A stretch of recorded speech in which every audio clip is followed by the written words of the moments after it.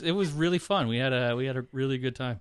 That is so sweet. Could you be any more Canadian? I've wanted to go to this museum for about 10 years now. I've been trying to talk my wife into going, and finally on our 6th anniversary, we were able to go. It would only be more romantic if you could get in one of the canoes and row down some stream or something. Soon, very soon. Once it warms up a little bit, my wife and I will be in our kayaks on Lake Ontario for sure. That's awesome. Oh, that's really nice. Super cool. I have to say that this is our anniversary too, and by ours, I mean all of ours, our 5th year anniversary doing this. I know. We've now been doing this longer than we were in high school.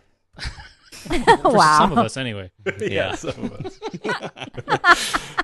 I wonder what's this anniversary? Is this like the paper anniversary or? I don't know. Chris just asked me that before we started recording. I don't know what it is. 5th is Gotta be paper. Brains. Right? No idea. Brains. Weeds, Brains. brains. The Brains anniversary. I like it. We In did honor. do this after the first season, though, right? This We is did, This yeah. is the 5th time? Yeah, Mhm. okay. Yep. With only 6 episodes way back in season 1, I thought maybe we didn't, but no, I think so. This is the 5th time. It's amazing. Yeah, I went back and checked. It's great.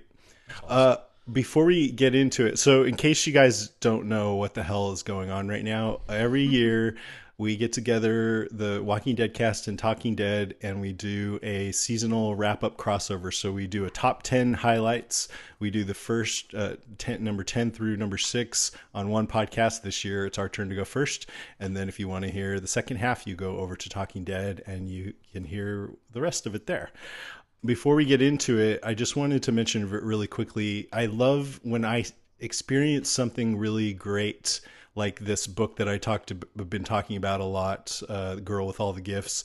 Well, now there's something different that I experienced that I thought was amazing. It's this movie called Ex Machina. Have any of you guys seen it? I've heard Have not seen it yet, but really, really want to. I've heard it's great. ads look badass. It's one of my favorite sci-fi, instant classic. I'm not going to give too much away, but it's just really spare and seductive and intense and psychologically mind-fucking kind of thing. It's very beautifully filmed, and it's really kind of slow paced, but it had me on the edge of my seat the whole time. So I just wanted to bring that up for people listening. If you want to go see a great sci-fi movie that'll engage your brain, Ex Machina. It's in theaters this weekend, right? Like it just came out? I don't know. I think it might have been out in the UK for a bit, and now it just came here. I actually don't know. Okay. Would you say that it's a better movie than the one you saw not too long ago from the guy from Flight of the Conchords? It was the vampire movie. Vampire one. They're so different because the vampire movie is sort of like an episode of Flight of the Conchords, but with vampires. Is that with Jermaine? Yeah. Yes. Yeah. Yeah. I didn't like that movie. I watched it a couple of weeks ago and I fell asleep. Oh. Are you a Flight of the Conchords fan? I'm a huge fan, actually. Oh, yeah. I don't think it was anywhere near as funny or as good as Flight of the Conchords for some reason. I really liked it, but I'd have to say, no, Ex Machina's a better movie for sure. Okay. Go I'm see excited for that one Ex for Machina. sure. All right, let's move into our top 10 here. Attention shoppers, Deadcast Top 5 in 5, 4, 3, 2.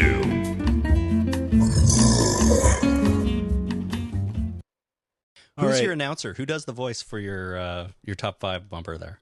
Our friend RJ. Oh, RJ did a great job. Yeah, he that did. was really good. And I'm sorry to hear he became a zombie in the middle of it. Yeah, Yeah, it happens. it's all for art. It does. Good. We have him Okay. down in the basement now. So, just kind of quickly in general, what did you guys think of this season? Jason, go first. Oh, that's a very good question. I think overall I really liked it. There was a couple of notable things that I didn't like, but overall I thought it was pretty solid, if a little iffy at the beginning of after the mid-season finale or in the mid-season premiere. I thought it was a bit iffy after that, but overall I think I liked it. For me, I thought it was good too, but it dragged a little in the middle, or sort of early middle. Like I think the second half after the break was really good, and we'll get into that when we sort of run down my list here. But it was pretty good. It was not. I don't think it was my favorite season of the 5, but then now that we've had 5 years, I have trouble choosing a favorite because there's good stuff and bad stuff about each one, I think, and it's hard to rank them. But I did enjoy most of this season quite a bit. This might have been my favorite season, honestly. I loved it. I thought it had a lot of great things. It did have lulls in places for me. The hospital in particular was sort of a lull point. But otherwise, I really loved it. How about you, Jason? Yeah, Chris, you're right. Every season has some super amazing episodes, and you can't just write off any season. I was trying to rank these, and I feel like 5 and 4 are kind of tied for my favorite, and then I like 3 next, and then 2 and 1 are kind of tied. But there's definitely great episodes in every season. I love this season. I thought it was varied and really interesting, character focused, very bleak. Some of the bleakest episodes we've seen so far. Emotional, exciting. I agree with you that it lulled when you got to the Slab Town, and even like the Abraham episode was a bit of a lull for me, but I think it's a really great season. See, I can't. 2 things. One, I think that I didn't mind the Slab Town stuff as much as some other people did. Although the way it all kind of wrapped up at the end and what happened with Beth, I didn't like very much. But leading up to that, I was actually okay with it, more than some people anyways. And then the other thing I wanted to say is I find it difficult. One of the reasons I find it difficult to rank them or compare the past seasons is because when you think back on season 1 or 2 or even 3, you've got 2 or 3 or 4 years of time, hindsight, and that how it's to sit with you, right? And I find it's almost, in some ways, it's not really fair to compare your immediate reaction to the most recent season to how you feel about, say, season 2, because we've had 4 years to let it sink in and so on, and we've seen where it's led to and stuff like that. So the longer we go, it's just harder for me to compare them like that. But I do think season 5 was pretty good nonetheless. Cool. All right, let's get into our top 10. You guys are the guests of honor, so you go first. All right, Chris, you're up. Okay, I am up. My number 10. Boy, I probably should have prepared. We're gonna go. I'm gonna go back to the beginning of season 5 and the first episode, which was called No Sanctuary, and just talk a little bit for a second about how sort of a big, loud, exciting episode this was, and in some ways, for me anyways, a little bit unexpected coming into season 5, because we were left off with our characters in the train car and we didn't know how they were going to get out. It was probably the biggest cliffhanger at the end of a season that The Walking Dead has done. And then we start season 5 with this episode where they blow through Terminus and basically more or less deal with that whole situation. And I thought it was a great way to kick off the season, but I was a little surprised how quickly they did it. And I think, some people had criticized over the years this show of being a little slow. Speaking of season 2, they spent a lot of time at the farm. They spent a lot of time at the prison. Those sort of things never really bothered me personally, but I wonder if this was maybe their sort of reaction to that a little bit, where, everyone's expecting Terminus to last for 8 episodes probably, and then they're out of there in 1. So I think that was a little bit surprising to start the season, but it was great. And the whole thing was a big, felt like a big action movie set piece, and I thought it was pretty cool. So the first episode, it surprised me, and I liked it. Oh, good. Yeah, I remember we were sort of like, we had Andrew J. West on right after, or was it before? Right before that episode, or maybe it's right after. I can't remember, but it seemed like, that he was making it seem like Gareth was going to be around for the whole season. He did a very good job of bullshitting us, basically.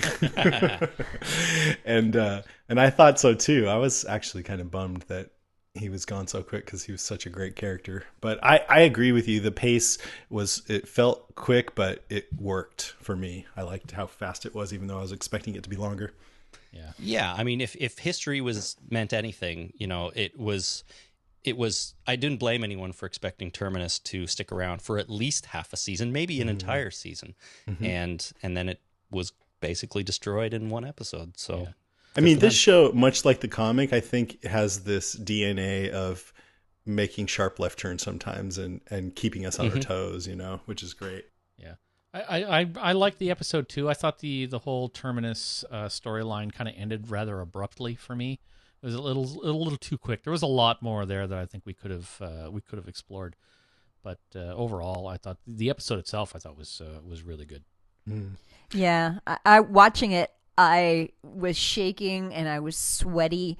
And I remember at one point, I even hit pause and I told David, "I need a beer." I mean, it was so jammed packed, full of suspense. I mean, that's the episode. Correct me if I'm wrong, but they're bent over, they're kneeling over the troughs, and they're about to have their throats slit and be bled out into the troughs, and it was so high tension for me. And then with Carol saving the day, I just loved it.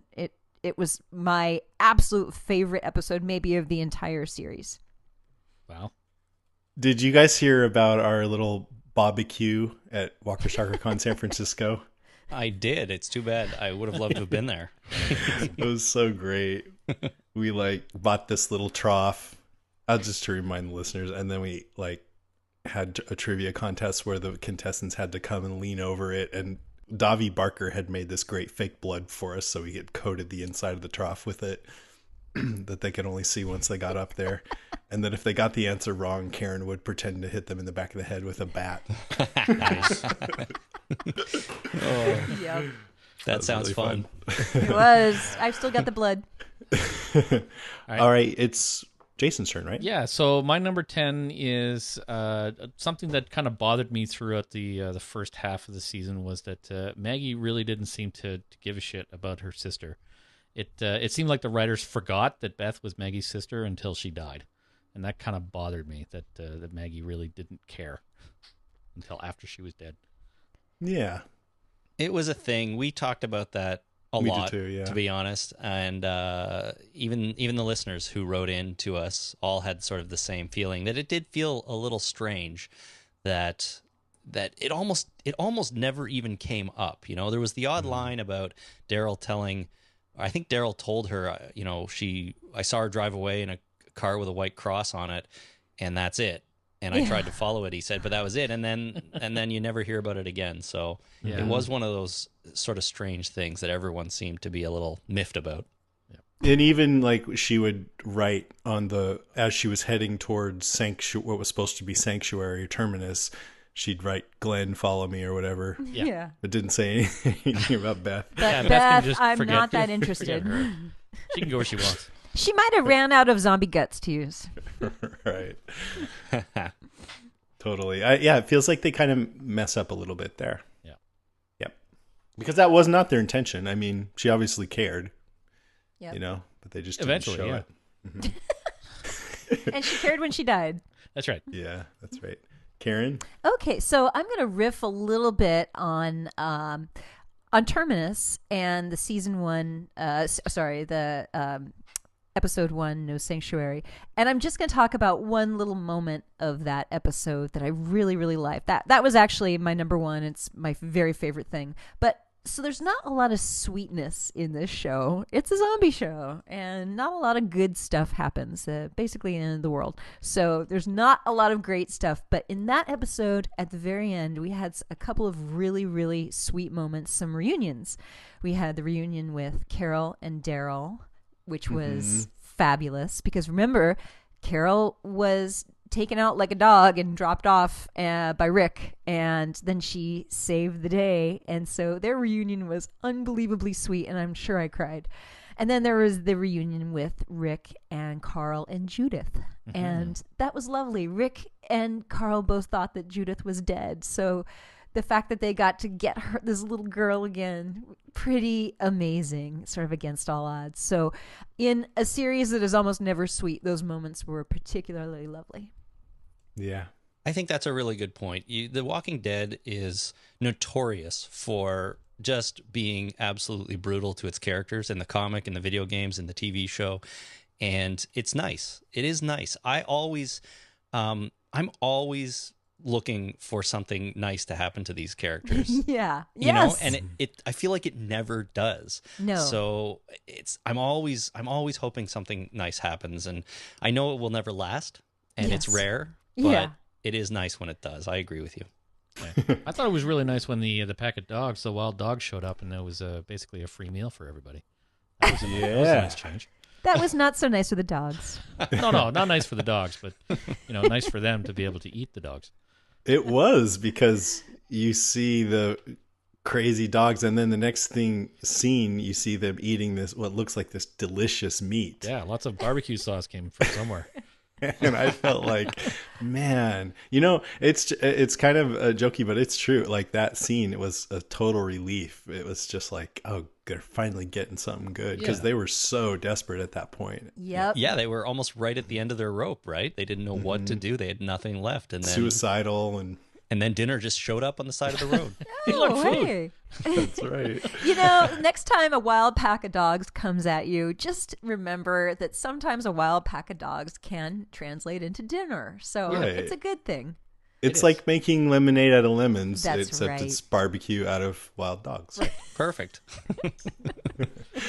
Okay, Nobody from my PETA better call us. My number 10 is about just how this season was different, because I like to think that each season is its own distinct thing. And so I was trying to think, what made this season distinctive? Well, one was what we were just talking about. I think we saw these people at their lowest this season, especially that one episode when they were kind of dragging their feet along the road, They starving. were thirsty. And like half of them were suicidal. And as depressing as that sounds, I loved it, especially when they get to come back from it a little bit. I like to see them pushed to their limits. And then we've also, by contrast, in the season, seen them in their most sort of civilized situation, where they're having dinner parties in Alexandria, a little suburbia. So a huge contrast, which is awesome. We kind of saw that with Woodbury, but it was a much different situation, and really only Andrea and kind of Michonne got to experience that. So this is where we first get to see all of our group go to a situation like that. I loved that through most of this season, they didn't have much shelter, unlike other seasons, because I like when they are out in the world in danger. But then when they did find shelter in Alexandria, I thought they did it in a really interesting way. I was worried it was going to get boring, but I never found it boring. And then finally, just one big difference this season is they're now out of Georgia. Even though they're still filming in Georgia, they're supposed to be out of Georgia. So I like that. You'd think in the zombie apocalypse, you'd at some point want to go exploring and see if it's safer anywhere else. So I'm glad they didn't just change the comic and have Alexandria relocated to Georgia or something like that. And then the last thing is just Rick. He was so different this season than he has been in seasons past. It made sense to the story, though, and I'll just have more to say about him later.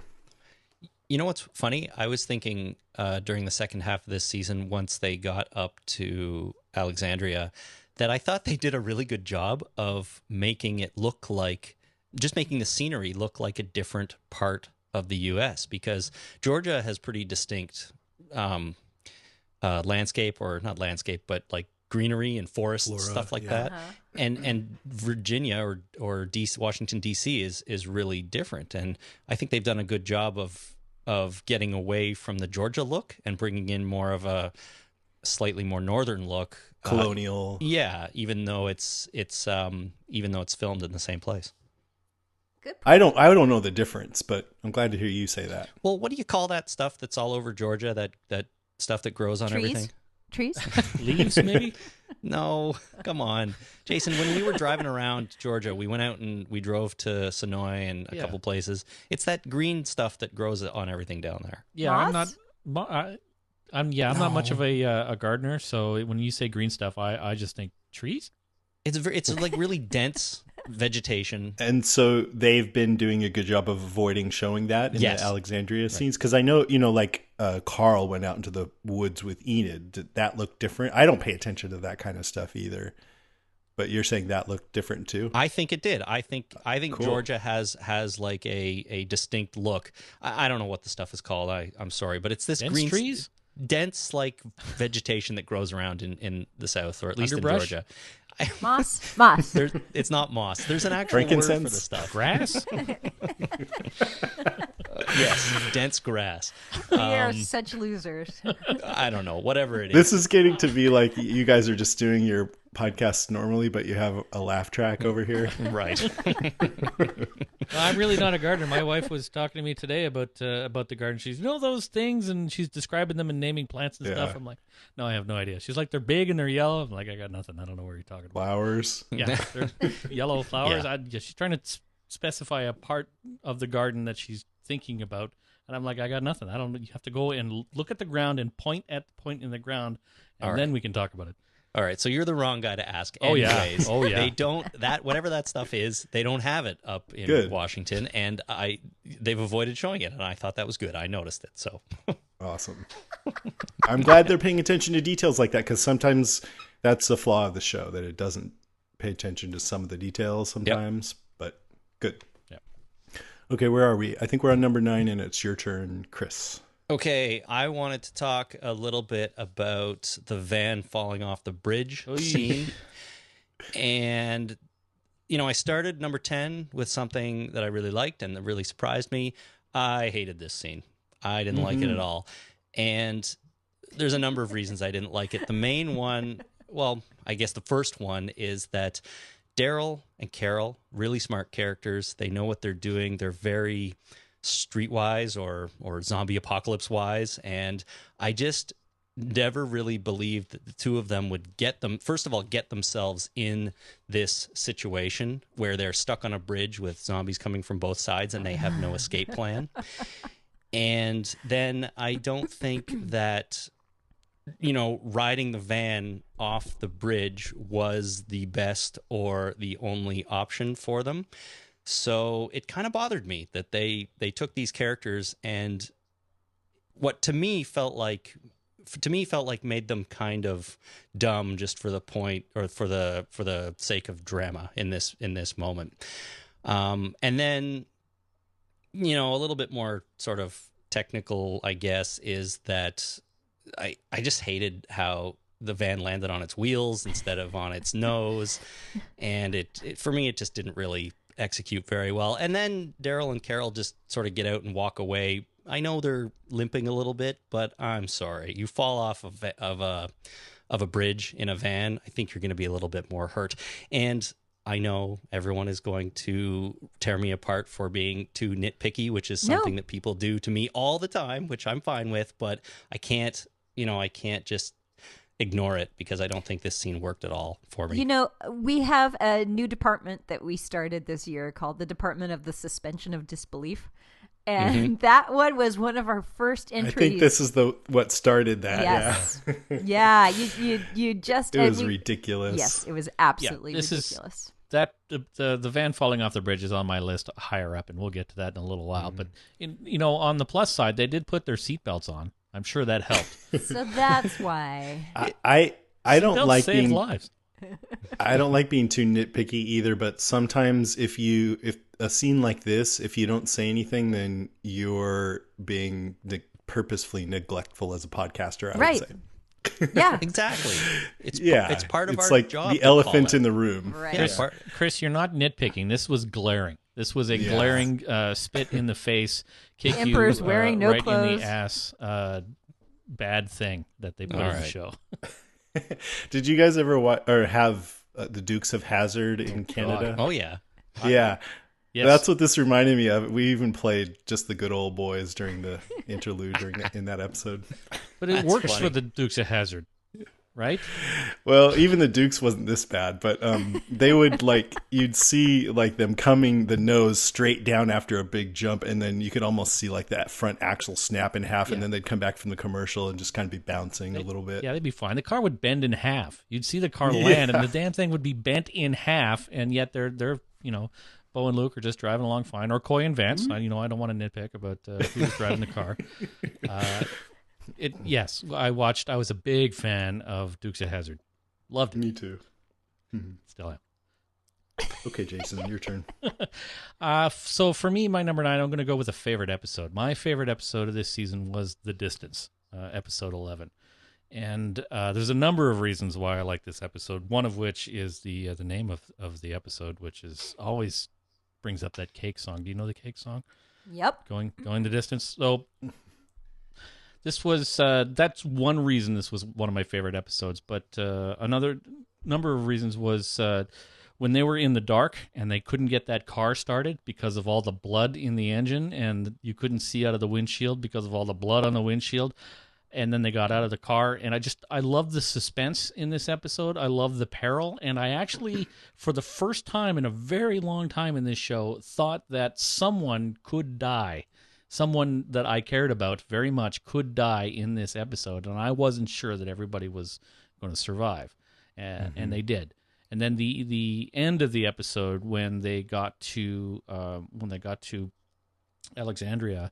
And the entire story of, whether Rick could trust his place was just shown in his eyes. That last shot was absolutely amazing. So, this by far was my favorite episode of this season. I really started to tear up during that last scene there. That was very emotional. Yeah, I totally agree that Andrew Lincoln did an amazing, amazing job in that one scene. He didn't have to say anything, but what he could hear, and he did it all with the look on his face. So it was an amazing scene. And then when the car wouldn't start, that's a trope that the cars, the peril is coming and the car won't start for some reason, and then all of a sudden it starts right at the last second, and then they get away. Like, first of all, that didn't happen, but just the car not starting, it actually worked for me, and it usually doesn't. Oh yeah. It was great. I mean, those scenes where they're running around in the dark in the woods and it's all chaotic, that's one of my favorite scenes of the season too, because I love when they evoke good zombie movies, because they don't that often. And so that's where I really felt like, this is like a good Romero zombie movie where you don't know what's going to happen or who's going to survive, like you said, and it's scary. And it was sort of lit by the gun blasts. Yeah. We saw pops of light, for the lighting in the woods there. And then we got the flare to the face. Right. Yeah, exactly. It's the best zombie kill. Anyway, that was this. Yeah, this was my favorite episode for sure. Nice. Aaron? Okay, so I'm going to name an episode just prior to that one, episode 10, Them. And I'm going to pull out a scene in that episode that I just loved. And to me, this is sort of emblematic of the entire season. It was just a beautifully written, beautifully directed scene. So it's the very last scene where Maggie and Sasha are taking in the sunrise. And they are outside, and both women having lost people that they love. This was right after Morgan died. And Maggie found out about Beth. And so they're having a hard time. And they say to each other, we're going to make it, and that's the hard part. And they opened up the music box, and the music box still doesn't work. So and allegedly Daryl had fixed it. And then when they open it up and it doesn't work, and they're like, really? At that moment, Aaron pops in, this stranger. Oh, hey guys, hi, hey, and it was just great. Then my favorite shot where Maggie and Sasha with their guns drawn, framed by the sunrise, and then all of a sudden the music box starts playing and they both look at it. And so at that moment they both look over and the music box is playing, and it's just funny and scary and gorgeous, and the looks on their faces, it's perfect. So I just love that scene. I I really liked it, and then I liked Aaron showing up. They're all dirty and sleeping in a barn. And, yeah, hey, he's like, hey, they had just eaten a bunch of wild dogs, and then Aaron shows up. He's clean. All his clothes are clean. He's clean shaven. His hair is. He looks like he just walked out of the spa. He just looks fantastic. I love that juxtaposition. It was great. And he looked like he stepped right out of the comic too. Yeah. Oh, cool. Which is cool. That's great. And not Yeah. only that, they had just survived a massive storm, which is yes. like a cleansing, you know? I mean, they've gone through the worst and they've turned the corner, and now Made this it through. clean dude shows up, and it's a new beginning. And Yeah. Yep. it was That's pretty right. well done. The storm washed away all those grimy zombies too. Yeah, and washed put them in away the everything trees they've been and, through. Yeah, tossed them around. And then, if you think about it, about 2 minutes later, Aaron was getting popped in the face by Rick. Yes. Some things never change. Oh, Rick.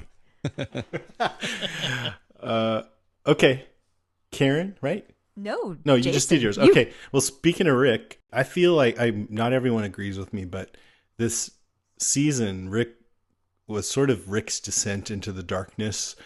And actually, I think that the Claimers scene from last season really just shifted him. It changed him. After he went through that, I think he's now in kill or be killed mode, and it's the most important thing is protecting Judith and Carl, and he'll pretty much kill anyone who might be a threat. I think he's always been protective, and he, always would kill when needed. But this is the first season where he didn't seem so reluctant about it. He seemed callous, like, when he chopped up Gareth. He didn't even need to do that. He said it was to save his ammo, but I think he really just wanted to do it, and he promised him he would earlier. I'm going to kill you with that red-handled machete. He deserved it. You can't go back on a promise like that. No. Yeah, that would be against his integrity. But, he did deserve it. But then later when he, that cop tried to run away from them, and he shot him in the head, and then he said, "Shut up." That was pretty callous. Now, he did break his back. So when when you hit somebody with a cop car with that big metal thing on the front, and the person that you hit does have their hands tied behind their back. I mean, his back was broken, so there was no surviving that anyway. But shooting him in the head and then saying "shut up," that's pretty It's cool. just kind of his attitude, Yeah. He's still maybe even not doing anything too differently than Rick of seasons past would have done, but it's the way he goes about it, and he just has this vibe about him. Like if I had met Rick from seasons past, I think I would be like, okay, I trust this guy. But now he's kind of got this sketchy, dangerous vibe, and other things he did when he he gunned down several of the termites with his machine gun. Well, that's very well warranted, but it was just kind of shocking to see that, him just mowing down non-zombies. Then what else? He, at the end, he is waving his gun around at all the termites and saying, you people don't know anything. Yeah.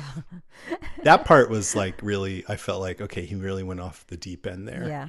And thank God Michonne clocked him to shut him up. Saved him from himself. Mm-hmm. And then, then at the very end, he kills Pete, which also you could say is warranted, but he didn't need his arm twisted for that. She just barely nodded and he was like, boom.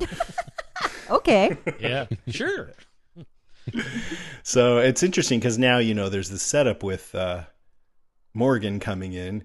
He, having just said earlier in that episode, all life is precious. He didn't even want to kill the guys that just tried to kill him. And he witnesses that act.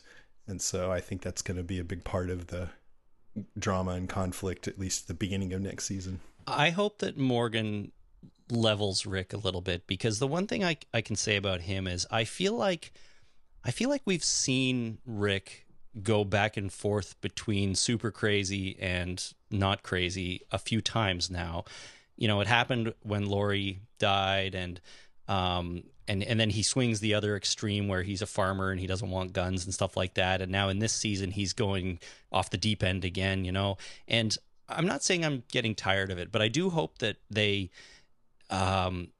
going forward in season 6 and 7 or whatever, they maybe leave that sort of struggle behind Rick a little bit, and they give him a little bit more of a level personality almost, only because I feel like we've gone back and forth with Rick struggling with his sanity a little bit. So I do enjoy it, but I'm hoping that Morgan showing up is what's going to balance him a little bit. And because I think Morgan's been through that too, right?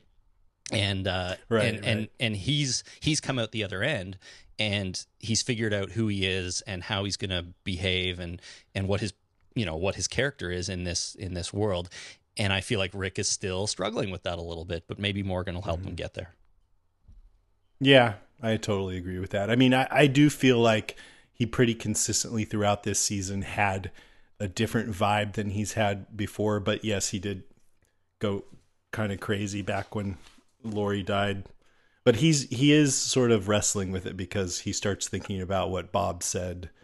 You're going to find yourself in a place where it's like how it used to be. You let too much go along the way. That's not going to work. So you can tell he's struggling with it. And yeah, hopefully I want him to come back a little bit. But yeah, I mean, it's hard on this show because it's like you have to have character arcs every season, but it's probably tough to not get repetitious.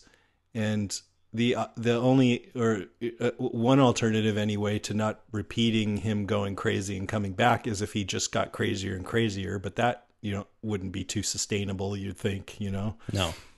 So yeah, just a leveling out. I think you're right, and then just focus on something else. It's hardest most with, I think, the characters that stick around the longest, right? Characters that die, it's a lot easier to do an arc, and then because then they're gone. But Rick, totally. Who we don't, we assume is going to stick around until the very end. They got to make sure they do different things with him. So, I don't find that I know he's the central character, but to me, he's not the most compelling of all the characters.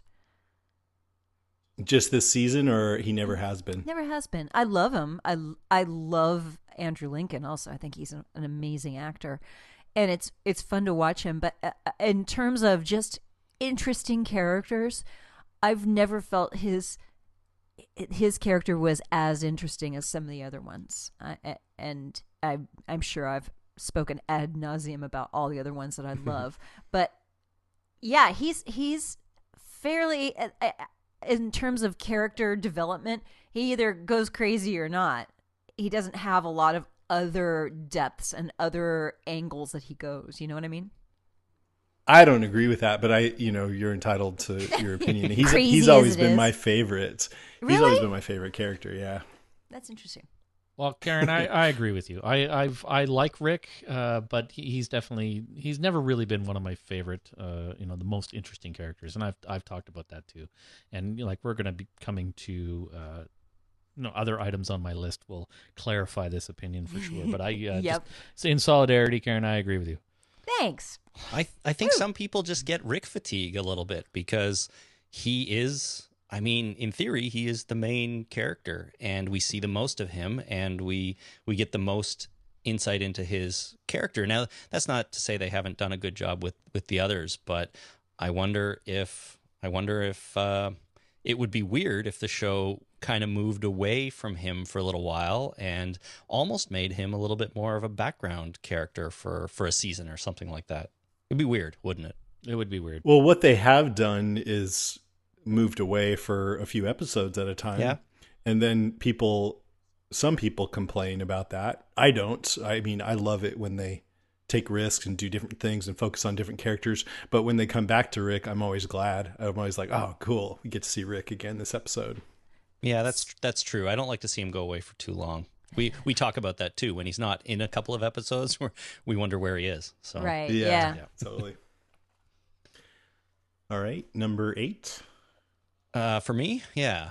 Well, speaking of characters, I want to talk a little bit about some of the characters who died this season.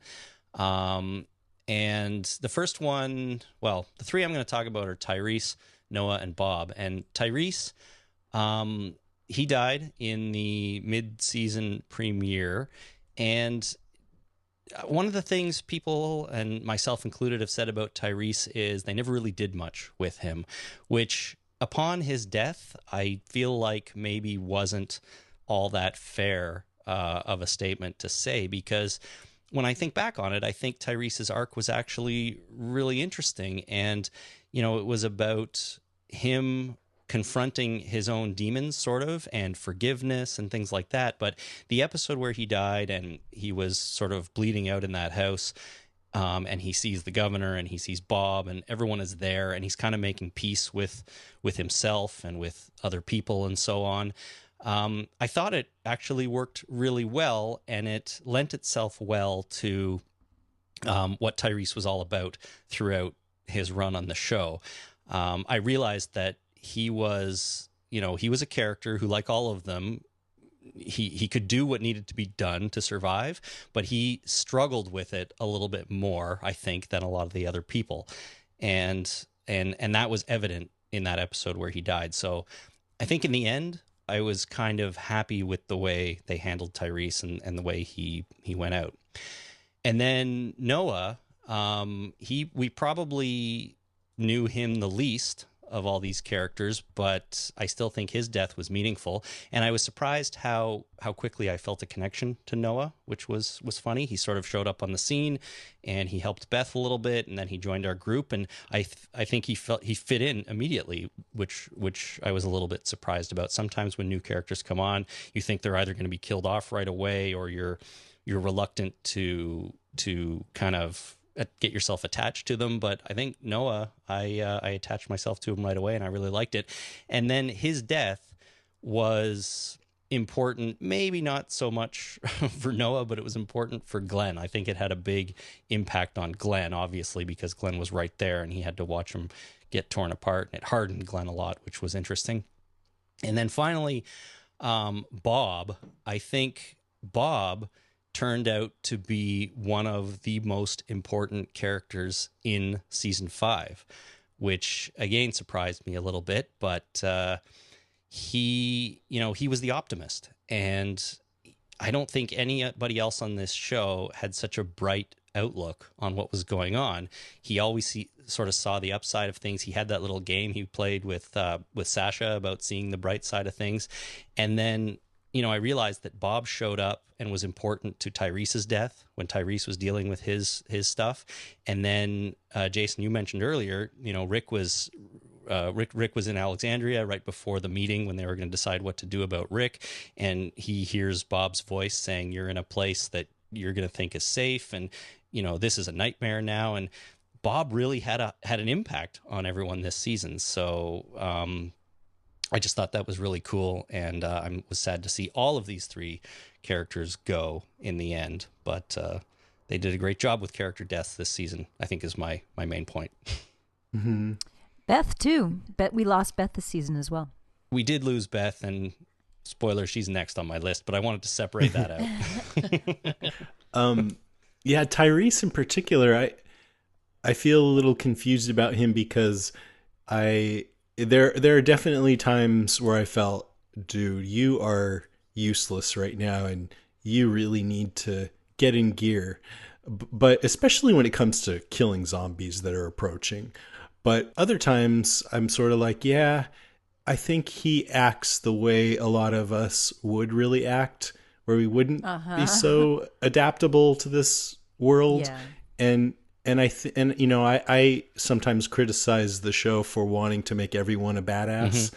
And he was a badass in his own way sometimes with that hammer, but a lot of times he wasn't so much, and he's felt more human to me. And I actually think it's good that, certain characters react different ways to this world. And it's actually kind of sweet and great to think that, this, one guy just wouldn't go there and wasn't made for this world. And yeah. So it almost felt like he allowed himself to be killed to me too. But what sold it for me was his big episode where he died, and just bringing those other characters back. It kind of hammered it all home. No pun intended for me, but I kind of realized what they were doing with him and how he just struggled with this world more than anybody else did. Not that they didn't, the other characters don't as well, but Tyrese really had a hard time, and it was a little bit sad that he never made it to Alexandria, because I think he would have loved it there. It's exactly what he was looking for.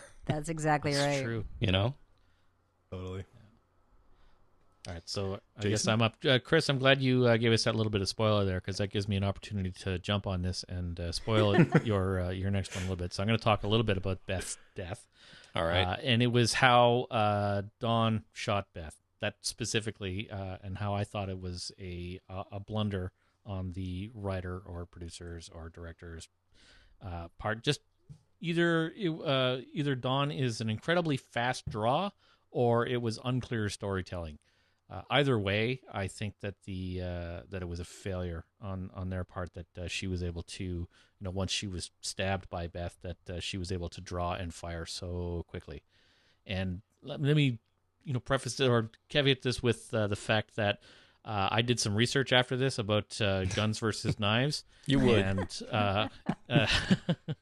And the police consider if you're within 20 feet or 21 feet and you have a knife, you're in grave danger. So if somebody's coming at you with a knife and they're within 20 feet, you draw your weapon and point it at them. So if someone's within 5 feet, you have to have your weapon drawn and pointed at the individual with the knife in order to have a chance of not getting stabbed.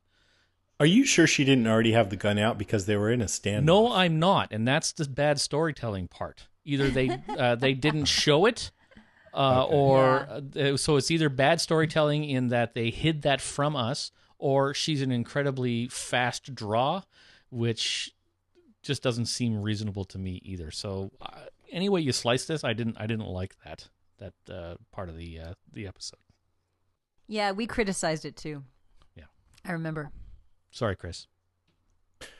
My thing was more, what the hell was she doing? That was my criticism. What the hell was Beth doing? Yeah, Right. the motivation was unclear. So that bugged me too. What could that have possibly accomplished? Yeah. It's like the worst stupid thing to do in the worst situation, and look what you get. Yeah. Yeah, and that was really my point coming up. I think it's like, Beth, just swallow your pride, walk away, and everybody would be fine. Like, you're not gonna. I mean, it's pretty hard to kill someone with one stab of a tiny little pair of nail clipper Yes. scissors In the shoulder. Yeah. So why even bother? I mean, I guess she was just filled with so much rage that she wasn't thinking straight. I've got these but- little scissors, and damn it, I'm going to use them. Yeah, it didn't work for me either. I didn't like that. I was bummed out that Beth, another character that took a while to warm up to, but I really liked in the end, and it's too bad she had to be killed off in kind of a lame way, in my opinion. Yep. I think it's pretty cool that she got killed by accident, because there's so many different kinds of death, and sometimes people do get killed by accident, and it was so like, oh wait, what? No, really? Did that just happen? So I kind of like that, but I wish that it had happened because she actually maybe did have a chance at killing Dawn, or I don't know. It's just so. But then again, I don't know. People experience road rage. Most of us don't actually plow into that person in front of us that cut us off. Right. But we've had the urge. Anyway, where are we? My turn. Your turn. Yeah. All right. So, sort of tying in our theme, the last couple of entries from Chris and Jason, I'm going to talk about Bob's death, and I'm going to talk about Lawrence Gilliard, and how wonderful his character of Bob was. I really, really enjoyed it. It was nice having this sweet, optimistic character. We lost Herschel, and now we've lost Bob, so that was a bummer. I'm really going to miss him, and I'm going to miss his optimistic presence. I loved that when they showed him at the Bob BQ, and at first you see that that Gareth is chatting with him, and you think, okay, he's alive, this is good. But then it pans back, and it turns out that he's doesn't have a leg anymore from the knee down, and that the termites are chomping on it. jerks. And okay, that's bad. But then he starts laughing, and then he tells them, "Tainted meat, you eating tainted meat." Ah, ha, ha, ha. That's hilarious. It was great. I was cheering. And so the fact that they made me cheer when one of my favorite characters was dying, I really appreciated. So that's my... You know, I hadn't thought about this before, but he had that game about turning bad situations into something good. I guess that this is how he did that. Yeah. That's how he did that. Exactly. Yeah, I loved Bob. And one thing I forgot to mention when I was talking about him a few minutes ago is that I think Bob turned out to be the most important character this season. Not only did his death have a huge impact on everybody else because of his optimistic outlook and stuff like that, but back in the first episode, when they had their heads over the trough, he was the guy that started to talk to Gareth and basically delayed things just long enough so that Carol could attack and save the day. Good point. You know, it's all everyone lived in that scene except for the first four guys that no one cared about, but everyone else lived because Bob was chatty and he saved the day. And then Bob lived for a while and he was happy and he brought everyone up, and then he died and everyone thought about him for a long time after he died. This season was all about Bob. R.I.P. Bob. On the other hand, if he hadn't gotten so close with Sasha before he died, then maybe Sasha wouldn't have been so hurt by his death. Wow. So it's his fault she's suffering so much. You're like the opposite Bob. I guess so. I'm the boppus. You're a Bob detractor. I won't have any of Find it. the bummer in every situation. I'm just kidding. I totally, I loved what Lawrence Gilliard did with that character, and just seeing him walking around with this kind of zen grin on his face. It was really refreshing for the show. Yeah. And it was awesome. And yeah, I'm sad to see him go. Too. I also remember he would stick around a lot longer than he did. Do you remember when we got a little bit of his backstory and he was not having a good time out there on his own? You remember he was eating sterno. Yeah, that's right. And then he found our group, and things got a lot better for him. So, yeah. I also loved his G.I. Joe t-shirt he was wearing when I met him at Walker Stalker Con. So Lawrence Gilliard Jr. is a cool guy. Yeah, he's super nice. Yeah. He doesn't want to do any interviews or panels. I don't know why. You and I were supposed to moderate his panel one time, but he bailed out. Yeah, he just doesn't want to. Maybe he's shy. Nah, he doesn't want to talk about the show, but he came up when we did like a Pictionary game. He just wants to have fun with it, but he's super sweet to the fans and everything all the time. Yeah, I had a quick, when I met him just at his booth, I went over and we chatted for a minute, and super nice guy, really great. It's so funny at these Walker Stalker Cons. It's like all these dead people.